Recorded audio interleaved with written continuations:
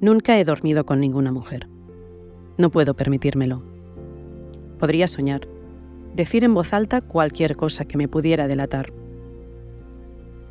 Mi vida se resume en matar y huir. Matar y huir. Matar y huir. La mujer que conocí anoche me ha despedido en la puerta mientras bostezaba. Parecía aliviada de verme marchar. Dentro de unos minutos no recordará mi rostro, ni yo su nombre. Siempre busco profesionales, puesto que lo único que pretendo es un desahogo rápido. En alguna ocasión han querido alargar la noche, pero yo no me lo he permitido, por temor a caer en el sueño. Disfruto del paseo en soledad.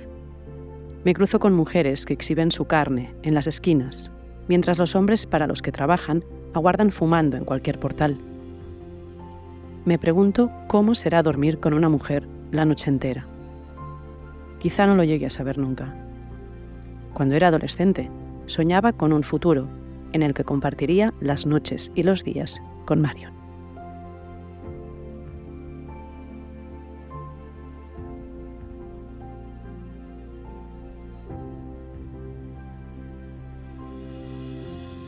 Así nos presenta Julia Navarro a Abir, uno de los protagonistas de su novela De ninguna parte. Un personaje sobre el cual seguramente nuestro juicio podría ser mucho más duro si no conociéramos su historia gracias a esta novela. En un extremo Abir y en el otro Jacob, dos personajes que la opinión pública podría encasillar muy fácilmente en buenos o malos, y que sin embargo, gracias a esta historia y gracias a cómo Julia Navarro los acompaña, todo queda un poco más desdibujado y podemos entender los porqués. Sin juicios por parte de la autora, no se trata de justificar lo injustificable. La violencia nunca es justificable. Se trata simplemente de entender qué motiva al ser humano a cometer sus actos, incluso los atroces, para que después cada uno pueda decidir cómo repartir el peso de la responsabilidad.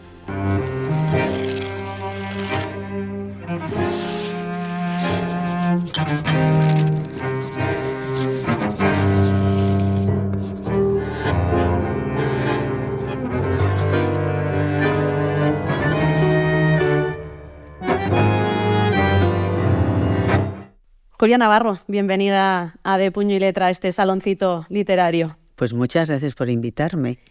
Han pasado 3 años ya de la publicación de ninguna parte, una novela que podríamos decir indaga sobre la condición humana de dos personajes. Yo creo que más, ¿no? 2021, ¿no? Justo después de la pandemia. Pues sí, pero justo. Justo, eso, entre sí, 3, 4... Más de 3, sí, casi 4 años. Casi 4 años ya. Es una novela que indaga sobre la condición humana de dos personajes en bandos opuestos de un conflicto histórico, podríamos decir, y que gracias a ese seguimiento de vida que se hace en la novela del uno y el otro, hace que los lectores nos tengamos que enfrentar a muchos porqués, el porqué de cada uno en cada uno de esos dos bandos, ¿no? Para aquellas personas que no lo hayan leído, cuéntanos quiénes son Jacob, quién es Abir, y un poco, no sé si había un objetivo de reflexión hacia los lectores. Sí, De ninguna parte es una novela en la que yo intento reflexionar sobre la inmigración. Es decir, es un fenómeno que en estos momentos preocupa a muchas personas, a muchos ciudadanos, y yo creo que la sociedad no termina de enfrentar lo que ve como un problema, como lo que realmente es un problema humanitario. Es decir, aquellas personas que dejan sus países, que dejan sus casas, que dejan todo lo que les es común, lo hacen siempre huyendo de la guerra, huyendo de la miseria, de la violencia, del hambre. Por tanto, yo creo que tendríamos todos que cambiar la mirada sobre el problema de la inmigración. Y esa es la reflexión de fondo que yo quiero hacer con De ninguna parte. Es decir, cuando se dice, hay gente que de repente dice, no, es que los inmigrantes no se integran, como si integrarse fuera una cuestión de apretar un botón y ale, ya estoy integrado. No, hay que ponerse en la piel de los otros, pensar ¿qué sentiríamos nosotros mismos si mañana nos trasladaran al otro extremo del mundo, a un lugar donde se habla un idioma diferente, donde hay códigos de conducta diferentes, donde todo es absolutamente diferente y tuviésemos que empezar de cero, ¿no? Empezando por el idioma, que es una barrera. Entonces, yo creo que hace falta una reflexión como más profunda y con otra mirada sobre la inmigración. Grandes reflexiones a las que nos invita De Ninguna Parte. Para aquellas personas que no la han leído, vamos a explicar un poquito más. Empezamos por Abir, quizá, que es de hecho quien abre la novela. ¿Quién es Abir? Sí. Bueno, en esta novela hay dos personajes en el que Abir es uno de ellos. Abir es un chico que vive en un campo de refugiados del sur del Líbano. Cuando hablamos de campos de refugiados, en definitiva es un pueblo que al sur del Líbano, esos pueblos que se han hecho de aluvión cuando la gente se marcha de algún sitio y termina construyendo poco a poco, y lo que es poco menos que un campamento terminan siendo como pueblos. Abir vive ahí con sus padres y sus padres tienen relaciones con un grupo terrorista. Entonces, Abir no, Abir es un niño, Abir lo único que hace es soñar, quiere ser ingeniero y vive bastante ajeno a todo el conflicto que se vive en Oriente Medio. Y un día hay un comando que está buscando a un terrorista, un comando israelita, entra en su pueblo, entra en su casa, hay un tiroteo, mueren sus padres. Y ahí empieza una vida nueva para él, una vida en la que le mandan a vivir a París, a casa de unos tíos, sus tíos son integristas, y Abir tiene que aprender un idioma, tiene que aprender unas costumbres, y siente el rechazo, es decir, él se siente diferente y siente el rechazo, va al liceo, pero sus compañeros le miran como alguien que es distinto. Además, él vive en una familia que le recuerda que tiene que ser distinto, porque ese también a veces es un problema. Es decir, sus compañeros le hacen sentir eres distinto, pero sus tíos también le dicen, oye, tú eres distinto, nosotros tenemos otros códigos de conducta, tenemos una religión a la que tenemos que dar cumplimiento, y él vive ese conflicto interior. Es difícil integrarse cuando alguien, precisamente, todo el mundo está señalando constantemente. Claro, y entonces al final él termina que no es de ninguna parte. Ya no es de aquel pueblecito del sur del Líbano donde nació, donde jugaba, donde soñaba que un día sería ingeniero. Pero tampoco es de París, tampoco se ha convertido en un parisino. Él nota esa mirada de tú no eres de los nuestros. Entonces tiene que vivir con esa dualidad. En definitiva, su integración resulta muy complicada, ¿no? A veces cuando vemos en la televisión de forma recurrente que en las banlieues, en los barrios periféricos de París, de repente hay jóvenes que salen, empiezan a destruir, a quemar todo. Es decir, la pregunta ¿es un problema de orden público o es un problema mucho más profundo? Es un problema más profundo, por lo menos esa es la respuesta que yo doy. Es un problema muchísimo más profundo. Son jóvenes airados, son jóvenes que se sienten de ninguna parte, que viven a caballo entre dos sociedades, la sociedad que les enseñan en su casa y la sociedad en la que tienen que vivir todos los días. Gestionar eso cuando eres un adolescente, cuando eres joven, es muy difícil, es muy complicado. Esa es la historia de Abir, y al otro extremo tenemos a Jacob, que tiene su propia historia también, y también es un poco de ninguna parte, ¿no? Sí, Jacob es hijo de, es francés, de origen francés, pero él ha nacido en Líbano. Su padre es un comerciante, pero representa una empresa, los intereses de una empresa en Beirut. Él es beirutí, y su madre también es francesa, pero su madre es judía. Y entonces él un día se encuentra con su madre y le dice, oye, nosotros somos judíos. Y entonces él tiene que afrontar una realidad para la que tampoco está preparado. Entonces se pregunta continuamente, ¿pero qué es esto de ser judío? O sea, ¿qué tiene de especial ser judío o qué me obliga el ser judío? Y tiene que vivir de repente porque su padre se muere, su madre decide que se van a vivir a Israel, entonces él se encuentra con una sociedad distinta a la que él conoce, en la que él ha nacido, en la que él se ha desarrollado. En París, cuando vive una temporada con sus padres, él siente que también hay una mirada diferente en la escuela.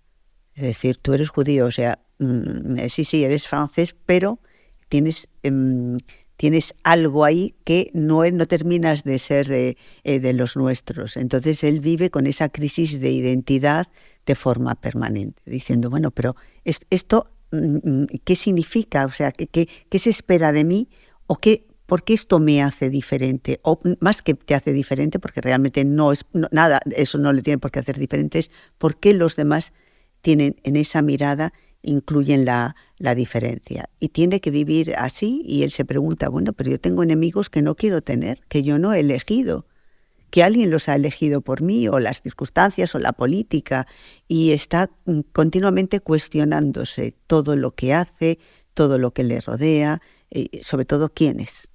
Tenemos esas dos historias en paralelo, que además se suceden con cierta acción. A mí es una de las cosas que me ha llamado mucho la atención de la novela, porque podemos decir que es una novela de acción, o al menos tiene muchos de los ingredientes, ¿no? Esa adrenalina, esa contrarreloj, esos giros inesperados de guión un poco que te hacen estar con tensión y acabar un episodio y necesitar leer un poco el siguiente.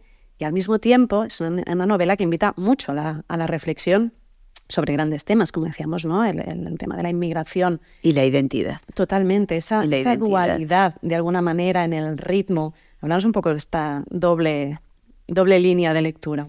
Sí, bueno, es un libro en el que yo lo que hago es contraponer a esos dos chicos que no han buscado ser enemigos, pero que la vida les coloca en una situación en el que terminan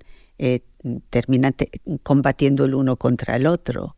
Entonces, y que arrastran siempre ese problema de identidad, ese problema de sentirse de ninguna parte. Y a mí es algo que me preocupa mucho, porque hay miles de personas así viviendo entre nosotros. No solamente en España, sino en el resto de Europa. Y hacer el ejercicio de ponerse en su piel creo que sería absolutamente necesario para empezar a tender manos, a entender puentes, a hacer todo más fácil, hacer la convivencia más fácil. De hecho, ese ponernos en su piel lo que genera de alguna manera es cierta empatía hacia ambas historias. Eso me lo dicen muchos lectores. Sí, es lo curioso. Me decían, oiga, es que a mí me caían bien los dos. Y yo decía, bueno, es que de eso se trata, de ponerse en la piel. Siempre los juicios que todos hacemos siempre son muy rápidos y muy en función casi de los titulares. Pero yo digo que el último gran misterio que hay en este planeta es el ser humano. Y por tanto yo a través de mis libros lo que intento es bucear en el ser humano, en sus contradicciones, en sus claroscuros. Eso siempre es lo que está presente en mis libros, es lo que me interesa, entender los porqués. Entender los porqués, y eso nos obliga también a desdibujar un poco los buenos y los malos, ¿no? De la peli, por decirlo de una manera. Lo que no sé es hasta qué punto los lectores estamos preparados para salir de esa zona de confort. Supongo que a los que nos gusta un poco entrar en esas complejidades bien, pero igual hay algunos que te han dicho que les puede generar. Claro, hay algún lector que de repente se me ha acercado en alguna feria del libro y me ha dicho, oiga, pero usted está justificando que Abir se haya convertido en un terrorista. Digo, no, yo no estoy justificando la violencia, estoy explicando cuál ha sido su proceso para llegar ahí. Lo estoy explicando, no lo estoy justificando, no voy a justificar nunca bajo ninguna circunstancia la violencia. Estoy explicando qué le pasa a ese niño que vivía en un pueblo al sur del Líbano y que termina convirtiéndose en un peligro para la seguridad en Europa. Además, entonces, pero lo que hago es hacer todo ese recorrido con él, no para justificarle, sino para explicarle, porque a veces necesitamos reflexionar sobre por qué suceden las cosas, ¿no? Parece que las cosas suceden porque son así, tienen que suceder. Y yo creo que la única manera de cambiar la sociedad, de cambiar las miradas, es pararnos y analizar y reflexionar los porqués. Es muy interesante, además, y me parece complicado cómo consigues mantenerte con cierta objetividad narrando ambos lados, ¿no? Siempre lo hago. Conflicto, pero siempre es complejo, lo hago. Me parece difícil. Es muy difícil, pero siempre lo hago porque entiendo que es la única manera de tender puentes. Y intentar entender a los demás. O sea, yo quiero saber por qué pasan las cosas. Las cosas no son muy simples, o sea, no es que haya alguien que un día se ha levantado y ya es un terrorista malo, malísimo, que lo único que quiere es poner bombas. No, a mí lo que me interesa es cuál ha sido el recorrido vital de esa persona que termina siendo seguramente un monstruo, pero yo quiero saber por qué. O sea, yo no me conformo con esto es lo que es. Bueno, esa es la foto de hoy, pero yo quiero conocer antes todas las fotos anteriores. Además hay una sensación con la que acabas un poco, que creo que es muy interesante también, que es que podría haber sido yo. Cualquiera podría haber seguido un camino similar si esas son las circunstancias con las que te encuentras en la vida, ¿no? Claro, es que, las circunstancias son esa mochila que llevamos todos en la espalda.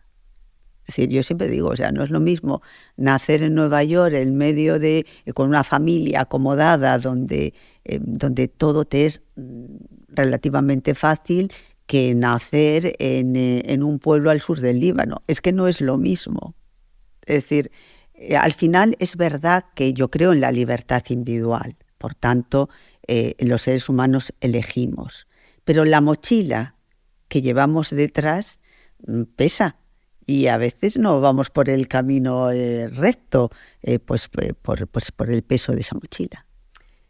Me interesaba también destacar, de alguna manera, a quienes forman parte, o sea, esos peones, de alguna manera, que entran en juego detrás de un conflicto, ¿no? Y, de hecho, antes hacía referencia a un fragmento que, si me lo permites, voy a rescatar, que es en un momento en el que Jacob está hablando con la psicóloga y se da este diálogo, ¿no? Jacob le comenta: mi problema es que no entiendo este país. Soy judío, pero no sé qué es ser judío.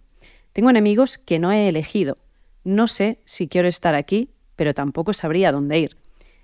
¿De dónde siente que es?, le dice la psicóloga. Dice: de ninguna parte, contesta Jacob. Esta es una parte, un fragmento que, además de dar nombre a la novela en sí, de alguna manera hace evidente que no siempre las personas que hay a un bando o a otro están ahí convencidas de lo que están defendiendo, ¿no? Incluso nosotros podemos verlo en nuestra propia historia y en nuestra guerra civil, cómo de alguna manera tenías que posicionarte ya, porque es como que no tienes alternativa. Claro, es decir, a veces hacemos juicios sumarísimos sobre las personas y nos quedamos con la sal gorda, ¿no? Sin ahondar en esos porqués, que esos son los que a mí siempre me obsesionan.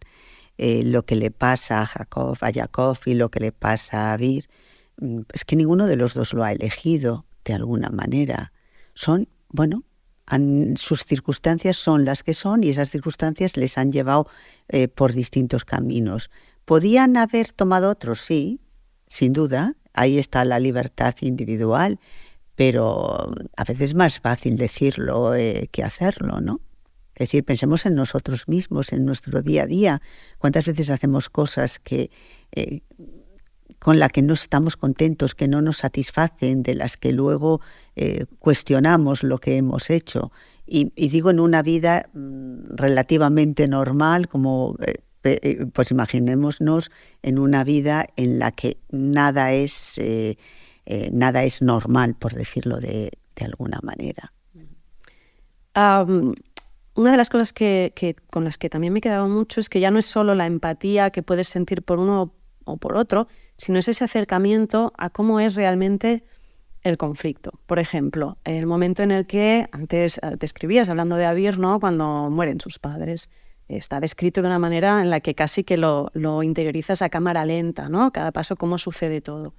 Eso en una época en la que estamos acostumbrados a, podríamos decir, de la sobreinformación. Estamos acostumbrados a ver ya bombardeos de una manera casi natural en redes sociales, en informativos, y sin embargo no lo sientes de tal manera. No sé hasta qué punto esa era de la sobreinformación nos está deshumanizando para empatizar con cada uno de esos ataques. Yo creo que es decir, cuando hay una sobreinformación, o sea, cuando son cotidianas esas imágenes, ya es como el cloroformo.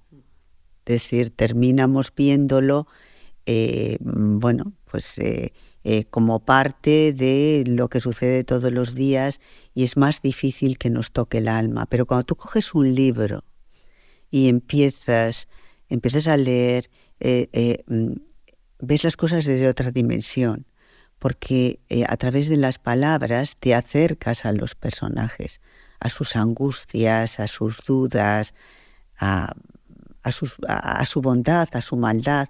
Es decir, tienes una oportunidad de intimar con los personajes, pero a través de la pantalla no, a través de la pantalla yo lo único que estás viendo son imágenes, pero no te duele lo mismo cuando pues esos rostros que pasan por la pantalla un segundo, no te da tiempo a realmente a intentar sentir como ellos, ¿no? Y a través de las palabras. Por eso yo creo que el poder de las palabras sigue siendo importante, ¿no? O sea, cualquier persona que está leyendo un libro está viviendo esas vidas, está sintiendo como sienten esos personajes, está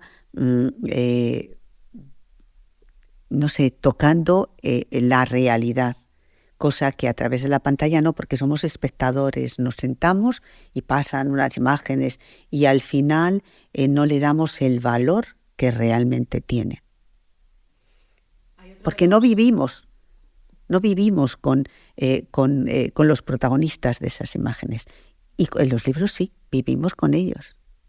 Precisamente en esa, un poco siguiendo la línea de esa sobreinformación, hay otro de los temas que quedan patentes en el libro, que es ese pulso, de alguna manera, entre los medios de comunicación y el poder político o económico, ¿no? Sí. Ahí hay un poco un rastro de esa periodista claro. que durante años ha estado ahí. El poder político siempre quiere que la realidad se cuente en función de sus intereses. Y eso es así. Decir, y da lo mismo que ese poder político sea de derechas, de izquierdas o medio pensionista. Es decir, siempre tienen esa tentación de intentar controlar o por lo menos mediatizar, valga el palabra, a los medios de comunicación. Entonces se esgrimen siempre todo tipo de razones. A mí cuando me preguntan, porque aquí se va a cometer un atentado, los periodistas saben, entonces el dilema es, ¿hay que contarlo o no hay que contarlo? Mi respuesta como periodista es que hay que contarlo todo, contextualizando, explicando. Pero ¿qué es eso de que el poder político decida lo que debemos o no debemos conocer los ciudadanos? Es decir, nada de tratarnos como menores de edad. Hay que dar siempre toda la información y hay que contextualizar la información, porque si no la contextualizas, entonces de alguna manera la estás manipulando en una dirección o en otra dirección. Pero claro que hay que contarlo todo. Eso está presente en mi novela, ¿no? Ese pulso entre los medios de comunicación y el poder. Llegamos casi al final de la entrevista. Hemos estado hablando de esta gran obra que es De ninguna parte, que nos ha invitado a la reflexión de una manera muy, muy profunda. Pero no quiero perder la oportunidad de tenerte aquí, Julia Navarro, para preguntarte por esa otra novela que ha salido está casi recién salida del horno, como quien dice, El niño que perdió la guerra. ¿Se está traduciendo? Se está traduciendo. Se está traduciendo ya a varios idiomas, se está traduciendo ahora en la Feria de Frankfurt ha habido varias editoriales, se está traduciendo al árabe, la ha comprado una editorial egipcia, se está traduciendo al portugués, al italiano, al inglés, al polaco, al albanés. Bueno, tengo la suerte de ser leída en otros lugares. Ojalá en una posible segunda temporada de Puño y Letra podamos hablar de esa obra. Del niño que perdió la guerra. Exacto, cuéntanos un poquito, ¿quién es el protagonista de esta nueva historia?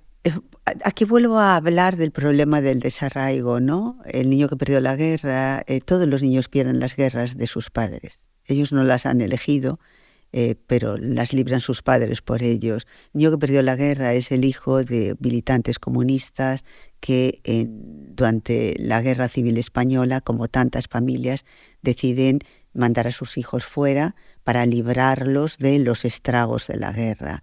Hubo familias que los mandaron a Francia, que los mandaron a Bélgica, a México y también a la Unión Soviética. El drama es que los que fueron a la Unión Soviética no pudieron volver. Entonces, el niño que perdió en la guerra es un niño que sus padres perdieron en la guerra y él se quedó en la Unión Soviética. Pues el niño que perdió en la guerra, tomamos nota y ojalá vernos próximamente para hablar de esta otra novela.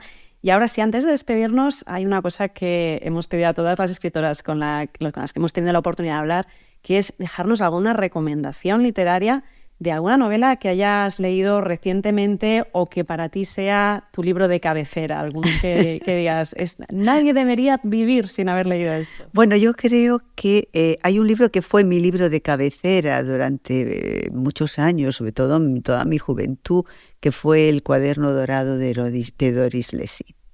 Yo creo que yo aprendí sobre todo a ser feminista leyendo a Doris Lessing y leyendo concretamente ese libro, El cuaderno dorado. Pues tomamos nota y ahora sí, Julia Navarro, muchísimas gracias por habernos acompañado hoy en De Puño y Letra. Muchas gracias por la invitación.